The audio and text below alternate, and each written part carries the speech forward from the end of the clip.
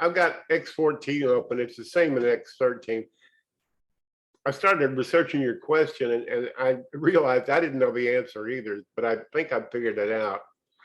So I'm just going to place a base cabinet in this blank plan. Whoops, get out of here. I'm going to do a camera view of that base cabinet. As you can see, it has no sides. I'm going to change to vector view with color off so it's easier to quickly see what's what. There we go. You can see there's no panels.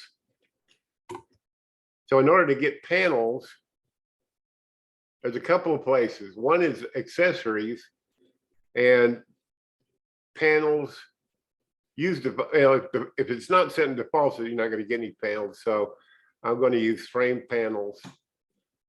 And then you go, oh, and see there's some settings here below, side panel options. Full side, you would want it to extend it to the bottom. Those checkboxes are for that. So you can see there's no panel over here yet.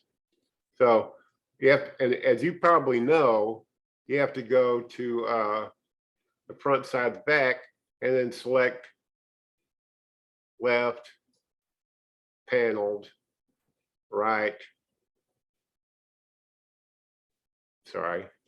right, paneled, back. I'm just going to go whole hog here, paneled. And you can see here that the panels go all the way to the floor because over here on accessories, I set it here in these check boxes, extend to bottom. Now it doesn't extend to the bottom. Now it does. And I think full overlay leaves some space on the corner of it and so forth. So anyway, you can see it there. I'm going to open this, go to the accessories tab and click extend to bottom, and it extends to bottom all four sides, I believe. Let's see, where's the rotate handle? Yeah, see that? The software always does exactly and only what you tell it to do, and you have to tell it through dialog boxes and settings.